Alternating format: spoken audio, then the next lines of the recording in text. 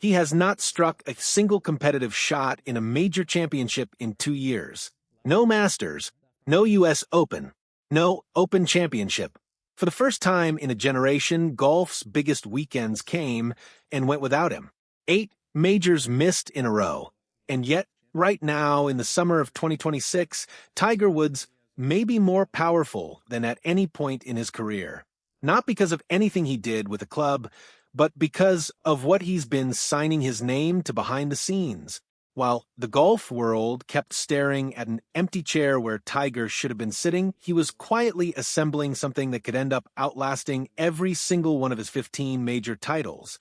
And the moment word of it got out, people inside the golf industry started asking a question nobody expected to be asking about a 50-year-old retired champion. Has Tiger Woods become more dangerous to golf's old guard off the course than he ever was on it? Here's what separates this from every other Tiger comeback story. This isn't a comeback. This is the story of a man who, in the same months he was arrested, entered treatment, and vanished from the sport that made him famous, also became the driving force behind a business web now touching nearly every corner of professional golf, its technology, its media rights, its next stars, even a new women's league that just landed one of the biggest ownership names in American sports. Stay with me, because the part of this story that broke only yesterday changes the entire picture.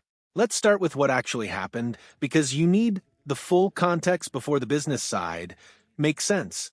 On March 27, 2026, Woods was involved in a rollover crash near his home on Jupiter Island, Florida, after his Land Rover clipped a trailer and flipped. He climbed out through the passenger side. He was arrested and charged with driving under the influence and refusal to submit to testing, though a breathalyzer showed no alcohol in his system. Days later, he announced he was stepping away from professional golf to focus on his health.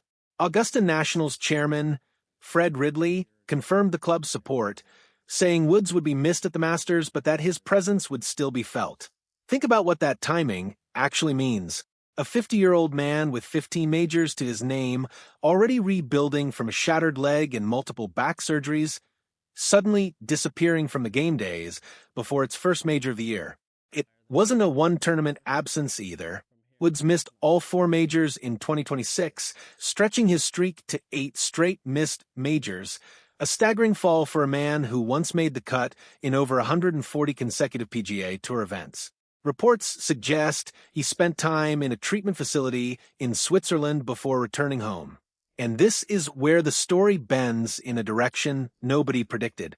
Instead of disappearing from public life, Woods came back, and within weeks, started making some of the biggest business moves of his post-playing career. His first public appearance after the crash wasn't on a golf course.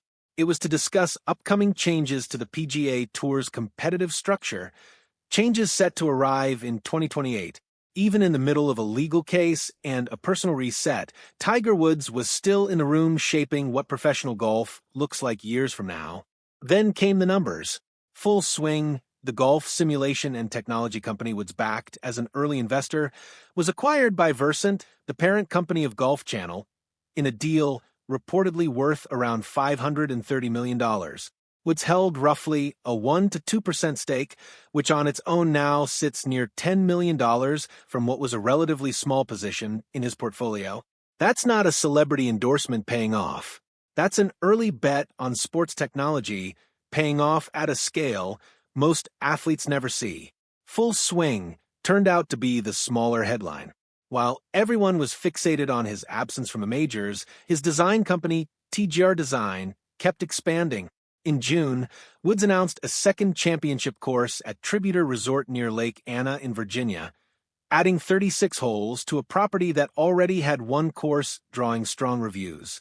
In July, he shared plans for the legacy course at Diamante in Cabo, San Lucas, his third design there, calling it a place that meant something personal to him.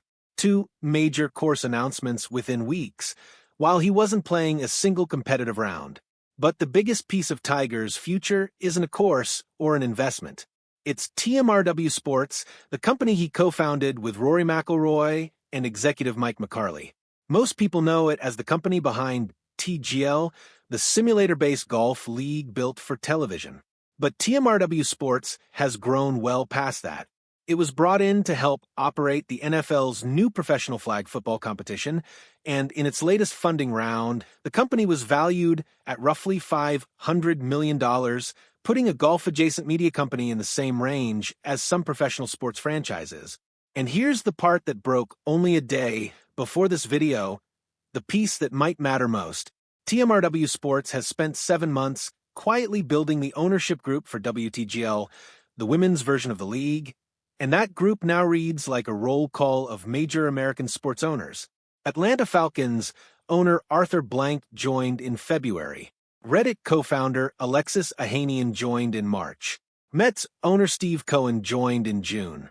And on August 10th, Fenway Sports Group, the ownership group behind the Boston Red Sox and Liverpool Football Club, bought in as the 5th ownership team. When a group with that kind of global sports credibility invests in a league that barely existed a few years ago, that's not a small headline. That's some of the smartest money in sports betting on Woods and his partners for the long run. All of this has reshaped Tiger's financial picture.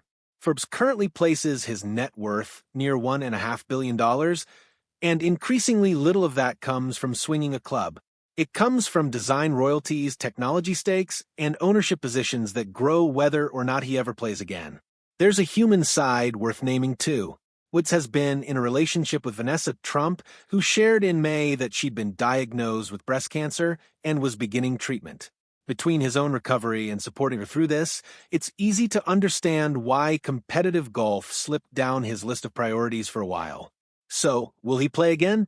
He's expressed a real desire to return, and there's talk inside his camp of a possible comeback as early as 2027, but nothing is confirmed. What is certain is that his playing record is frozen exactly where it's always been: 15 majors, 82 tour wins. What isn't frozen is everything happening around it. Golf has quietly worried for years about what the sport looks like once Tiger stops playing every week.